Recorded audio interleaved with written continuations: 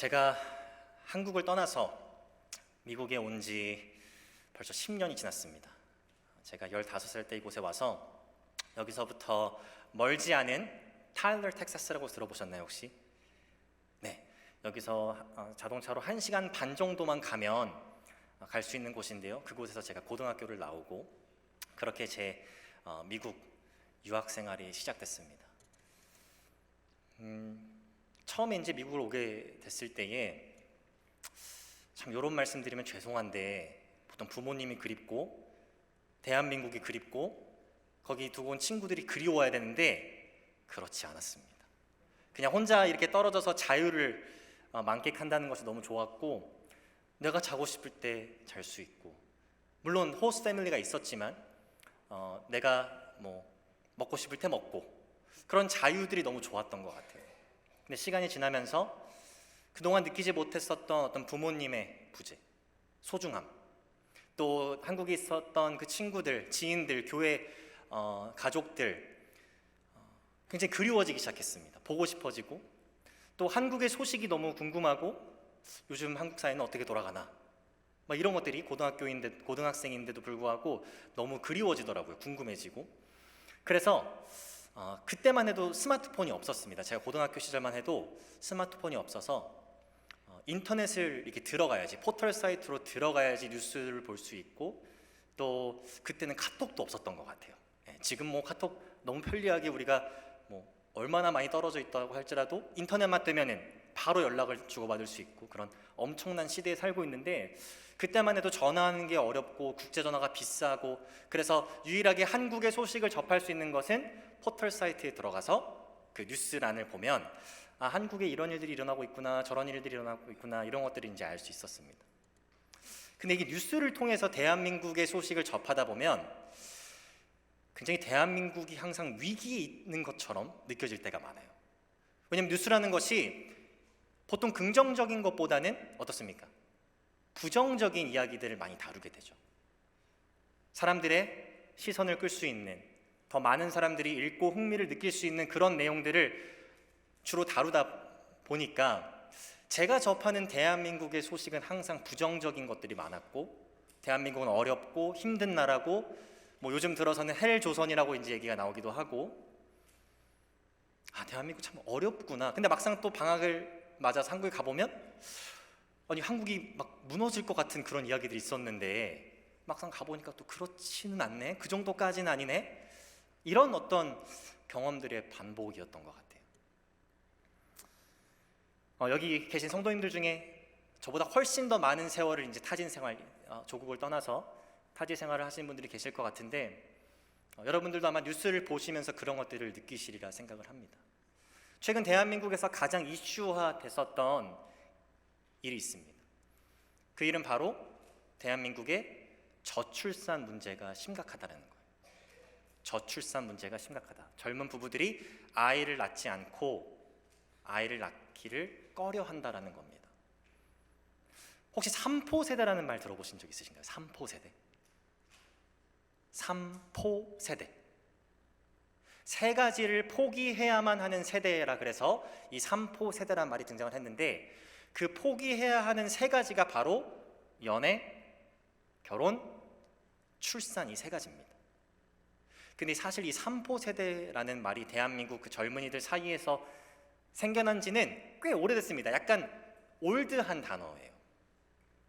그 삼포 세대 이후에는 오포 세대라는 말이 등장을 하게 됩니다. 오포 세대. 아까 제가 말씀드렸던 연애, 결혼, 출산 뿐만 아니라 내 집 마련하는 것 그리고 인간관계를 충분히 쌓는 것 이 총 5가지를 포기해야 하는 세대 그만큼 어려운 시대에 살고 있는 세대라 그래서 오포 세대란 말이 삼포 세대 이후에 또 생겨나게 됐습니다. 그럼 거기서 멈췄느냐? 아닙니다. 7포 세대가 또 등장을 하게 됩니다. 7포 세대. 아까 제가 말씀드렸던 그 5가지 이후에 꿈, 희망 이 2가지가 추가되어서 7포 세대가 등장을 하게 되죠. 그 정도로 젊은이들이 느끼고 있는 현실, 마주하고 있는 현실은 참 어렵다, 쉽지 않다, 고통스럽다. 최소한 대한민국에 있는 청년들 사이에서는 이런 단어들이 오고 가고 있습니다. 그럼 7포 세대에서 멈췄느냐? 아닙니다. 이제 숫자가 무의미하다. 그래서 N포 세대란 말도 등장을 했는데, 쉽게 설명드리면 그냥 모든 것이 포기가 되어지는 세대, 그냥 무기력하게 포기할 수밖에 없는 세대. 그래서 N포 세대라는 말까지 등장을 했습니다.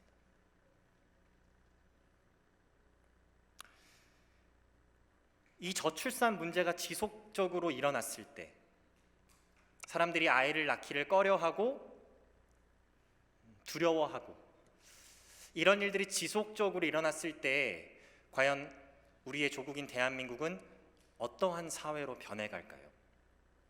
제가 기사를 쭉 보니까 이 저출산 문제가 지속되고 고령화 사회가 더 심각해지면 좋을 것이다 라고 말하는 기자는 한 명도 없었습니다. 이 고령화 사회가 지속적으로 더 심화되면 좋지 않을 것이다 라고 말하는 기사는 너무나 많은데, 그것을 긍정적으로 바라보는 기자는 한 명도 없었어요. 제가 한 기사를 살펴보니까 현재 대한민국에서 고령 인구가 차지하는 비율은 약 15% 정도 된다고 합니다. 지금 속으로 내 정도면은 고령 인구인가? 라고 생각하시는 분들이 계실 텐데, 기사에 따르면 고령 인구는 65세 이상을 가리킵니다. 65세 이상.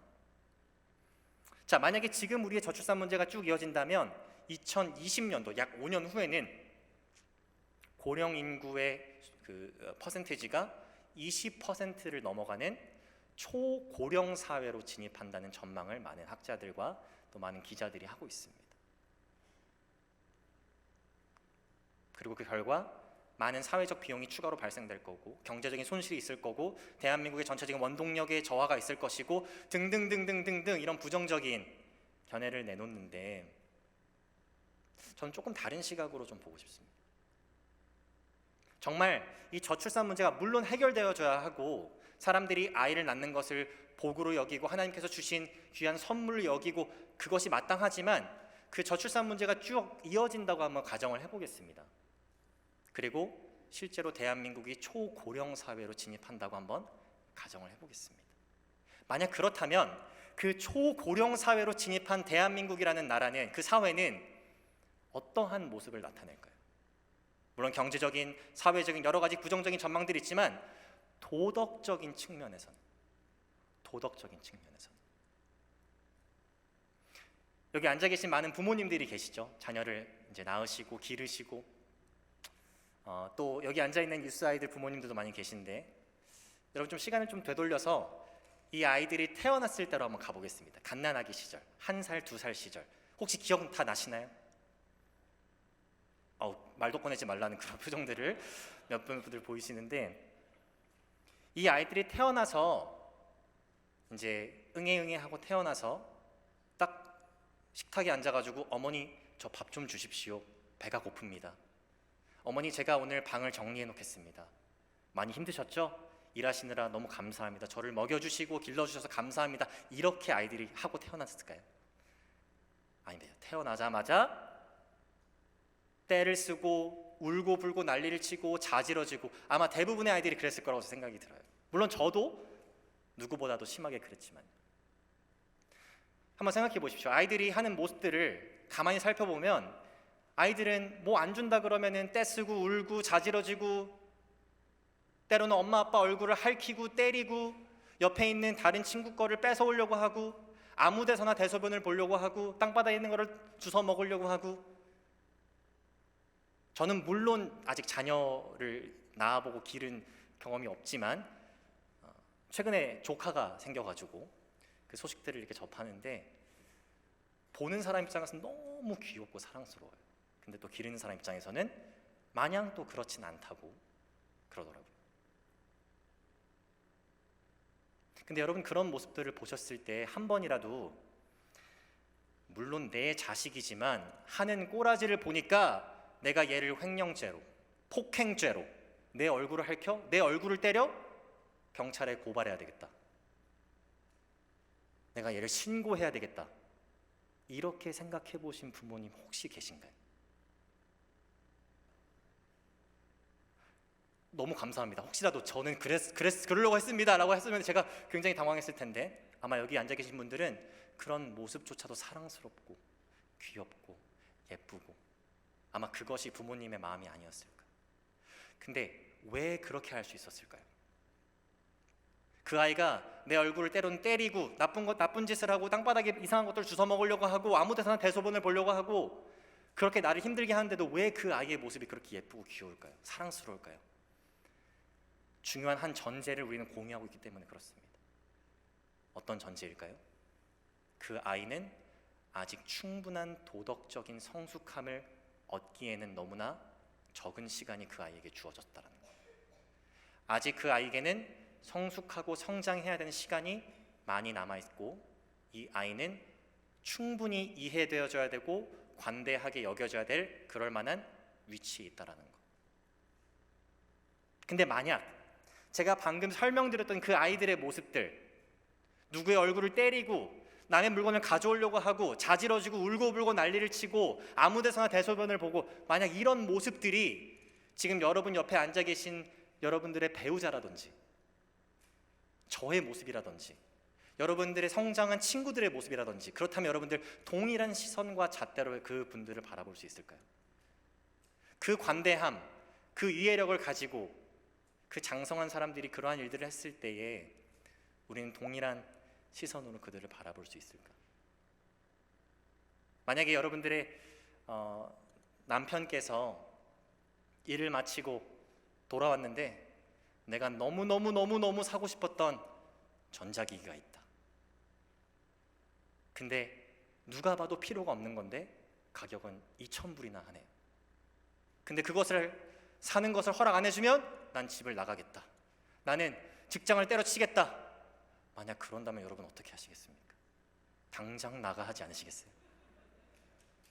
반대로 여러분들의 아내께서 여보, 신상이 하나 나왔는데 이것만 사면 내가 평생에 소원이 없겠어. 보니까 200만 원. 가방은 벌써 집에 10개가 있는데 200만 원짜리 가방을 사달라고 조르는데 울기 시작하고 때를 쓰고 자지러지고 안 사주면 집을 나가겠다고 한다면 여기 앉아 계신 남편분들께서는 어떻게 느끼실까요? 아이고 내 팔자야. 이렇게 생각하시지 않을까요? 왜 그렇습니까? 중요한 전제를 우리는 공유하고 있기 때문입니다. 시간이 흐르면 흐를수록, 나이가 먹으면 먹을수록, 경험이 쌓이면 쌓을수록 사람은 성숙해져야 된다라는 중요한 전제를 우리는 공유하고 있기 때문입니다. 만약 그것이 그 자연의 이치와 섭리가 그대로 이루어지지 않는다면 수많은 갈등과 문제들이 생기는 것이 사실이니까요. 오늘 본문 디도서 2장 1절에서 8절 내용을 보면 제가 방금 여러분들 우리 성도님들과 쉐어했던 이 전제를 전제로 하고 사도 바울이 디도에게 편지하는 내용을 우리는 볼 수 있습니다. 간단하게 디도서에 대한 배경을 좀 설명드리자면, 이 사도 바울과 디도라는 인물이 그레데라는 섬에 가서 열심히 복음을 전하고 교회를 세우고 사람들을 양육하고 하는 모든 그런 사역을 감당하다가 어떠한 이유에서인지는 모르겠지만 이 사도 바울이 디도라는 인물을 그레데에 혼자 남겨두고 떠나게 됐습니다. 그래도 마음에 걱정이 들었는지 이 디도라는 인물에게 어떠한 부분에서 어떻게 사역을 감당해야 되고 이러한 것들에 포커스를 두고 하나님의 일을 하기를 바란다, 이렇게 권면하고 또 encourage, 격려하기 위해서 바로 이 디도서라는 편지를 쓰게 됩니다. 그래서 우리가 1장을 보게 되면 이 디도라는 인물이 가장 먼저 해야 되는 첫 번째 임무, 사도 바울에게 받은 첫 번째 임무는 뭐냐면 바로 목회자를 세우는 겁니다. 목회자. 그레데에 있는 지역마다 가서 신실하고 자격 조건에 부합한 목회자를 세우라고 그렇게 명하는데, 왜 그렇게 했는지를 한번 보도록 하겠습니다. 디도서 1장 10절을 보니까요 이렇게 나와 있는데요, 불순종하고 헛된 말을 하며 속이는 자가 많은 중 할례파 가운데 특히 그러하니. 이 그레데 섬에 있었던 사람들을 보니까 예수 그리스도의 복음, 믿음으로 말미암아 얻는 구원과 영생에 상반되는 율법주의를 신봉하는 사람들이 있었다는 것입니다. 그래서 너 구원받으면 이것도 해야 돼, 이것도 지켜야 돼, 저것도 지켜야 돼 라고 말하는 사람들이 있었고, 그런 사람들이 그냥 그 자기의 신앙을 고수한 것이 아니라 주변에 있는 사람들에게 그것을 가르치려고 하고 전하려고 했다라는 것입니다. 그 결과 11절에 보니까 그들의 입을 막을 것이라 이런 자들이 더러운 이득을 취하려고 마땅하지 아니한 것을 가르쳐 가정들을 무너뜨리는도다. 가정들을 무너뜨리는도다. 제가 한국에서 청년 사역을 할 때 신천지가 한번 발견된 적이 있었습니다. 이 거짓 교리가 무서운 점은요, 그 거짓 교리를 받아들인 사람뿐만 구원을 잃어버리는 것이 아니라 그 가정 또한, 그 사람이 속한 가정 또한 굉장한 데미지를 얻게 된다는 데도 있습니다. 그 신천지에 빠져서 갑자기 카톡 사진과 문구를 바꿔버리고 전화번호를 바꿔버리고 잠적해버린 그 청년의 가정은 완벽하게 무너져 버렸습니다. 그 청년의 가정은 그 한 명의 영혼을 다시 구원하기 위해서 모든 것을 내려놓아야 했습니다. 물론 동일한 상황인지는 제가 정확하게는 알 수는 없지만 분명한 것은 거짓 교리가, 거짓 가르침이 퍼져나가기 시작한 그 시점부터 가정들이 무너진다라는 것, 그것들을 그레데에 있었던 사람들은 경험하고 있었다는 것입니다.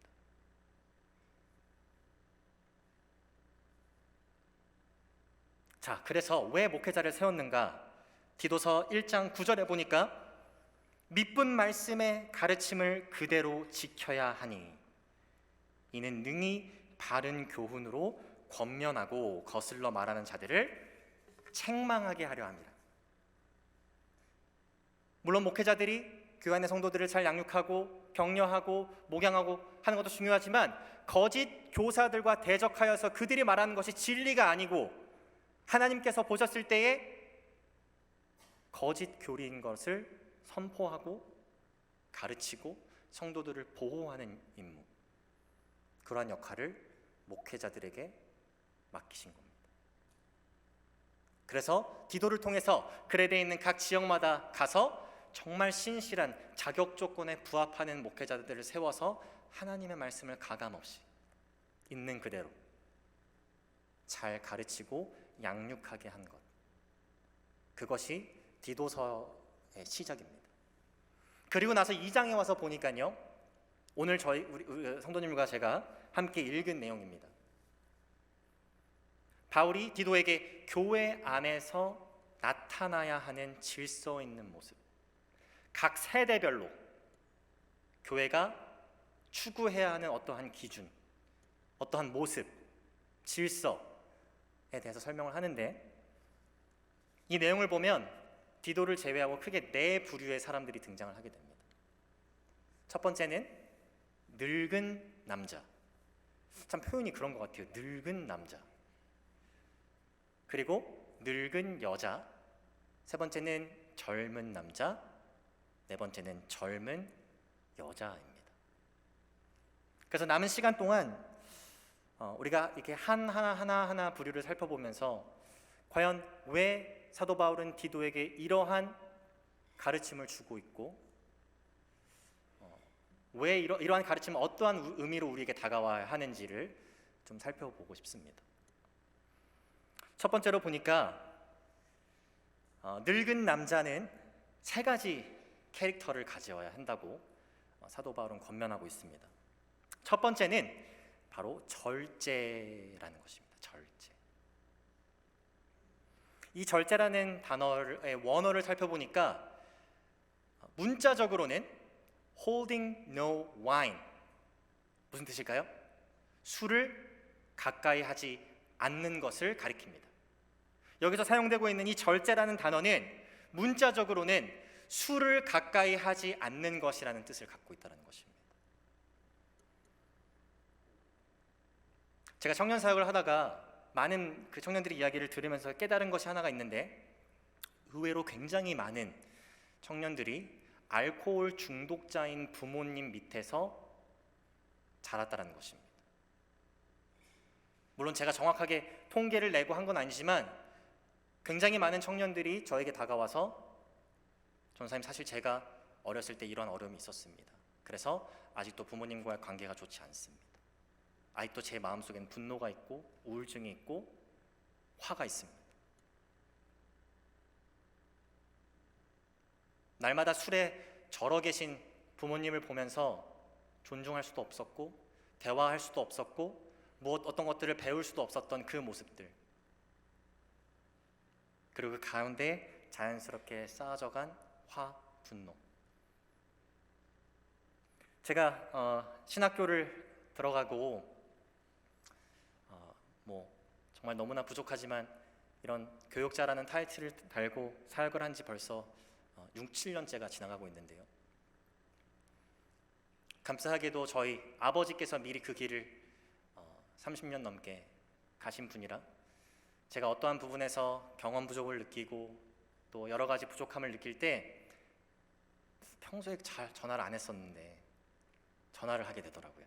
저희 아버지한테 전화해서 이런 부분이 참 어렵습니다. 어떻게 해야 될까요? 제가 경험해보지 않은 것들이라 이런 부분에서 제가 어떻게 지혜를 발휘해야 할까요? 이런 상의를 저도 모르게 하고 있는 제 자신을 발견하게 됩니다. 근데 만약 저희 아버지께서 전화할 때마다 그런 맑은 정신, 맑은 영의 상태가 아니라 술에 취해 있는 상태였다면 제가 과연 계속해서 전화를 했을까? 제가 계속해서 저희 아버지에게 조언을 구하고 그 경험을 배우고 지혜를 구했을까? 그러지 않았을 것 같아요. 아무래도 대화가 단절되었을 거고 좋은 관계는 유지되지 않았을 거라고 생각이 됩니다. 그래서 늙은 남자에게 오늘 요구하고 있는 첫 번째 덕목은 바로 절제하는 것. 단순히 술 취하지 않는 것의 문제가 아니라 내가 맑은 영과 맑은 정신으로 깨어있는 것, 그것을 요구하고 있다는 것입니다. 두 번째는 존중입니다. 존중받아야 된다는 것입니다. 쉽게 설명드리면 존경받아야 된다는 것입니다. 여러분, 우리가 어떤 공동체에 있든지 나보다 나이가 좀 많고 나보다 나이가 좀 어린 사람들과 이렇게 함께 어울려 지내게 되는데, 여러분 혹시 그런 마음 들어본 적 있으세요? 야, 쟤는 진짜 나보다 나이가 5살이나 많지만 도저히 선배라고 인정해 줄 수가 없다. 와, 쟤는 진짜 나보다 나이가 10살이나 많은데 도저히 내가 형님으로 누님으로 인정해 줄 수가 없다. 또 반면에 나보다 나이가 한참 어린데도 와, 어떻게 저렇게 하지? 아니, 나이가 저렇게밖에 안 됐는데 와, 어떻게 저렇게 성숙하지? 이런 경험들 아마 한 번씩 다 있으시죠? 존경은 나이가 들면 들수록, 시간이 지나면 지날수록, 경험이 쌓이면 쌓일수록 따라와야 하는 것이 맞는데도 불구하고 이 디도서에 등장하는 그레데에 지금 살고 있는 늙은 남자들 중에서는 그런 모습들이 결여되어 있는 늙은 남자들이 많았다는 것을 알 수 있습니다. 지금 그 시점에 도달해야 했음에도 불구하고 아직 그 성숙함에 도달하지 못한 늙은 남자들, 그런 사람들이 있었다는 것. 그래서 사도 바울은 디도에게 늙은 남자들에게 말하기를 존중받게 행동하고 말하게 하라. 세 번째는 바로 신중함입니다. 신중함. 절제와 조금 비슷한 맥락에서 이해하시면 좋을 것 같은데, 아주 쉽게 설명을 드리면 내가 멋대로, 내가 내키는 대로 하지 않고 통제하고 어떤 나의 행동과 언어를 살피는 것입니다. 제가 이 통제라는 단어, 이 말씀을 묵상하면서 H캠프 때 생각이 좀 났습니다. 제가 사역을 시작한 지 2주가 지났을 때에 엄청난 경험을 하게 됐는데요, 57명이나 되는 아이들을 데리고 H캠프에 출격을 하게 됐습니다. 제가 생각했던 것보다는 훨씬 더 아이들이 통제에 잘 따라주고 제 말을 잘 들어주었지만 역시 10대 아이들 57명과 함께 한다는 것은 결코 쉬운 것이 아니더라고요. 제가 어떤 것들을 이제 아이들에게 이렇게 하자라고 했을 때 제 머릿속에는 예스 하고 다 따라올 것 같은데 자기들끼리 채팅하고 있고 장난치고 있고 너무 신나니까요. 그렇죠? 물론 그것이 잘못이라고 할 수는 없지만 죄라고 할 수는 없지만 이 통제하는 게 쉽지 않더라고요. 내가 그 시점과 상황에 내키는 대로 원하는 대로 하는 것, 이걸 영적으로 바라보면 어떨까요? 내 육신과 내 소욕이 원하는 것들이 있지만 그런 것들을 내치는 겁니다. 절제시키는 겁니다. 그 상황에 내가 하고 싶은 것들이 있지만 그것이 만약에 하나님께 영광이 되지 않는다라면 멈추게 하는 겁니다. 그러한 신중함을 늙은 남자들에게 요구하고 있다는 겁니다. 그 다음에는 지금 속으로 내가 늙은 남자인가 젊은 남자인가 도저히 감이 안 오네. 내가 이거 집중해서 들어야 되나 이렇게 생각하시는 분 계실 텐데 과연 이 늙은 남자는 몇 세 이상일까요? 라는 질문에 대해서 궁금하신 분들 계실 것 같아요. 성경은 오늘 본문은 정확하게 몇 세 이후로 늙은 남자입니다라고 얘기하고 있지 않고 이 동일한 단어, 이 그리스 단어를 두 군데에서 신약 다른 두 군데서 쓰고 있는데 도움이 될 만한 구절은 바로 누가복음 1장 18절입니다. 우리 괜찮으시면 한번 다 같이 읽어보실까요? 누가복음 1장 18절에 사가랴가 천사에게 이르되 내가 이것을 어떻게 알리요? 내가 늙고 아내도 나이가 많으니이다. 여기서도 정확하게 몇 세 이상이라고 얘기가 나오고 있진 않지만 대략적으로 아이를 낳기에는 너무나 늦어버린 나이. 성경뿐만이 아니라 이 시대의 고대 문서를 제가 몇 개 좀 살펴보니까요, 어떤 문서는 57세 이상으로 이 단어를 규정하기도 합니다. 속으로 나는 56세인데 아직 늙은 남자가 아니네 라고 생각하시면 계실 수 있는데 물론 그것이 절대적인 데피니션이라고 할 수는 없죠. 하지만 통상적으로 봤을 때 50대 전후로 보는 것이 적절할 것 같습니다. 자, 늙은 남자에 대한 얘기를 마치고 이제 늙은 여자에 대한 얘기를 하는데 늙은 남자는 세 가지만 얘기했잖아요. 근데 늙은 여자는 세 가지가 아니라 여러 가지를 얘기를 합니다. 그 속으로 바울 굉장히 불공평한 사람이었구나. 아니 본인이 남자한테는 세 가지만 얘기하고 여자한테는 이렇게 많이 얘기하고 라고 생각하실 수 있는데 제가 생각할 때는 그레데 섬에 살고 있었던 그 사람들의 특성상 아마도 많은 문제를 일으키고 있었던 부류 중에 하나가 바로 늙은 여자들이 아니었을까라고 생각을 해봅니다. 첫 번째, 늙은 여자들이 가져야 하는 덕목, 경건한 삶의 모습입니다. 아까 제가 말씀드렸던 존중받을 만한 삶의 그 모습이 있느냐는 거죠. 두 번째는 뒷담화하지 말라는 겁니다. 비방하지 말라는 겁니다. 여러분, 제가 이것을 개인적으로 공부하다가 소름 돋는 하나 발견을 했는데요, 이 비방이라는 단어, 그리스어가 디아볼로스라는 단어입니다. 근데 이 단어는 또 어떤 것으로 해석이 되냐면 사탄으로도 해석이 됩니다. 동일한 단어예요.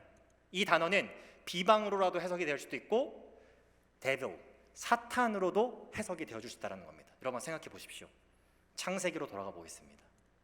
분명히 하나님께서는 저 나무의 과실을 먹으면 너는 그날 정령 죽으리라 말씀하셨죠. 그리고 나서 사탄이 뭐라고 합니까? 너 안 죽어. 하나님께서는 분명히 진리를 전달해 주시고 말씀해 주셨는데 사탄이 하는 일이 뭐죠? 하나님 그렇게 말씀하시지 않았어. 너 먹어도 안 죽어. 거짓 정보를 흘려서 하나님과의 관계가 무너질 수 있도록 그렇게 유혹했습니다. 그래서 저는 이 단어, 비방 또 사탄으로도 이렇게 해석되어진 이 단어가 너무 무서운 단어 같아요. 우리 여자 성도님들 뿐만이 아니라 남자 성도님들 따로 이렇게 모이셨을 때에 불필요한 거짓 정보를 만들어서 타인을 비방하고 그 사람의 인격을 깎아내리고 불필요한 정보들을 나누고 쉽게 말해서 뒷담화하는 것은 사탄이 하는 것을 동일하게 닮아서 하는 거라고 할 수 있는 것입니다. 세 번째는 술을 즐기지 말아야 하고요. 네 번째, 굉장히 중요합니다. 젊은 여자들에게, 이제 젊은 여자들이 등장하기 시작했습니다.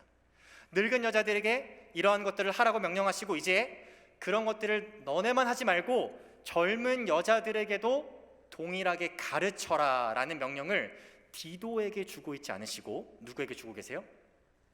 늙은 여자들에게 주고 계시다라는 겁니다. 너무나 중요한 부분이기 때문에 한번 읽어보겠습니다. 디도서 2장 4절부터 5절 한번 한 목소리로 읽어보도록 하겠습니다. 시작. 그들로 젊은 여자들을 교훈하되 그 남편과 자녀를 사랑하며 신중하며 순전하며 집안일을 하며 선하며 자기 남편에게 복종하게 하라. 이는 하나님의 말씀이 비방을 받지 않게 하려 함이니라. 너무나 많은 내용들이 있기 때문에 제가 하나하나씩 구체적으로 들어가기보다는 이 말씀이 주고 있는 교훈에 대해서 좀 나누고 싶습니다. 말씀을 읽으시면서 속으로 아니 아까 늙은 남자들 얘기할 때는 아내를 사랑하라는 얘기가 없었는데 여기서는 남편을 사랑해야 된다고 얘기하네 하면서 굉장히 또 불공평의 문제를 제기하는 분들이 계실 것 같은데 걱정하지 마십시오. 에베소서에서는 예수 그리스도께서 교회를 사랑하신 것과 같이 남편들이요 아내를 이때 남자 성도님들이 한 목소리로 사랑하라 이렇게 해주셔야 되는데 조금 아쉽습니다. 남편들이요 아내를 사랑하라. 자, 근데 아까 1장에 기억나시나요? 거짓 교사들의 가르침으로 인해서 가정들이 무너지기 시작했습니다. 정확하게 어떠한 형태로 그 가정들이 무너졌는지는 모르겠지만 이 2장의 내용을 보니까 가정을 지키고 남편을 사랑해야 하고 자녀들을 사랑해야 되고 이러한 모습들을 보여야 하는 사람들이 그러한 모습을 보이지 않았기 때문에 생겼을 거라는 추측을 우리는 해볼 수 있는 것입니다. 남편을 사랑해야 되는데 하지 않았고 자녀를 사랑해야 되는데 하지 않았고 중간에 집안일을 하라라고 나오는데 전도사님 저희 집은 벌써 저 남편이 설거지한 지가 30년입니다 이렇게 말씀하시는 분들 계실 것 같아요. 이 말씀은 절대 여자만 집안에 갇혀서 설거지하고 빨래하고 음식하고 하라는 뜻이 아닙니다. 실제로 잠언 31장에 보면 남자들이 결혼해야 하는 이상적인 여성상을 소개하면서 물론 자녀를 사랑하고 남편을 사랑하고 이런 모습들이 등장하지만 현숙한 여인은 때로는 비즈니스에도 능한 사람이더라고요. 그럼 이 말씀은 과연 어떤 말씀이냐? 가정을 내치고 잘못된 탐욕과 욕심을 택한 그 사람들에게 주는 경고의 말씀이라고 보시는 게 좋습니다. 가정이 먼저임에도 불구하고 다른 것들이 먼저가 된 사람들. 자, 그리고 나서 굉장히 중요한 부분이 등장을 하는데 5절 후반부에 하나님의 말씀이 비방을 받지 않게 하려 함이라. 늙은 여자들이 지금 제가 말씀드렸던 이런 것들을 먼저 새기고 실천하고 본을 보이고 그것도 모자라서 젊은 여자들에게 이러한 것들을 가르치고 그들에게도 본을 보이고 그들도 똑같이 그러한 아름다운 하나님께서 디자인하신 삶의 모습대로 살아갈 수 있도록 권면하고 권고하게 하지 않으면 하나님의 말씀이 비방받게 된다는 것입니다. 이게 도대체 무슨 말일까요? 제가 초등학교 때 굉장한 장난꾸러기였습니다. 아마 전국에서 둘째가라면 굉장히 서러울 정도로 장난꾸러기 대회가 있었으면 제가 가볍게 금메달을 딸 수 있을 정도로 굉장히 그런 장난을 좋아했었던 심한 장난도 치고 그랬던 아이였는데 그래서 학교에 가면 아이들이랑 자주 다퉜어요. 싸우고 때로는 그러면 안 되지만 누구를 이렇게 때리기도 하고 욕하기도 하고 놀리기도 하고 심한 장난을 해서 그 아이의 부모님이 찾아오기도 하고 근데 그때 생각해보면 저희 부모님은 저한테 단 한 번도 너 학교 가가지고 친구들 못 살게 굴어, 너 학교 가가지고 친구들 아주 그냥 괴롭혀, 그냥 사고 치고 와, 이렇게 말씀하신 적은 단 한 번도 없었어요. 오히려 있잖아, 학교 가면은 친구들 잘해줘야 돼, 가면 교회 데리고 오고 전도해야 돼, 잘 챙겨줘, 힘든 애들 있으면은 잘 섬겨주고, 이렇게 말씀하신 적은 있어도 너 가서 사고 치고 와라 이렇게 말씀하신 적 단 한 번도 없거든요.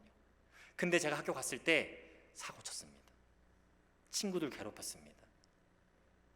근데 그랬더니요, 그 아이들의 부모님, 그 선생님들이 이상하게 저한테 뭐라고 하셔야 되는데, 너 가만히 있어, 부모님 전화번호 너 뭐야, 이렇게 말씀하시는 거예요.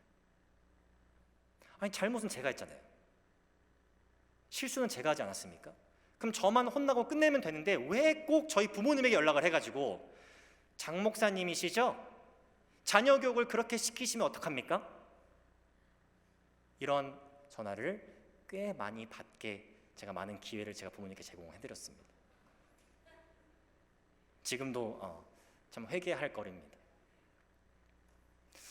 그때는 그게 이해가 안 됐어요. 내가 잘못한 건데 왜 부모님한테 뭐라고 하지? 근데 나이가 들고 성장하니까 깨닫게 된 거예요. 내가 부모님을 벗어날 수가 없었던 시절이었구나. 내가 부모님의 권위와 휘하에 있는 시절이었구나. 내가 하는 것이 곧 부모님을 나타내는 거였구나. 내가 하는 말과 행동이 곧 나의 부모님의 명성과 이름에 직결되는 문제였구나. 그거를 지금 다시 느낍니다. 하나님께서는 우리에게 단 한 번도 가정을 내쳐라, 탐욕의 길을 가라, 욕심을 부려라 라고 말씀하신 적 없습니다. 하지만 우리는 그러한 길을 가죠. 그리고 그러한 길을 갔을 때, 그리고 그러한 길을 감으로 인해서 때로는 우리의 가정이 무너지고 우리의 삶이 무너지고 여러 가지 문제와 갈등이 발생했을 때 사람들은 우리의 그러한 삶의 모습을 보고 쟤네 크리스천이라던데, 쟤네 교회 나간다고 하던데 별거 없나 보네, 이렇게 우리가 영광 돌리고 높여야 하는 그 하나님의 이름과 그 하나님의 영광이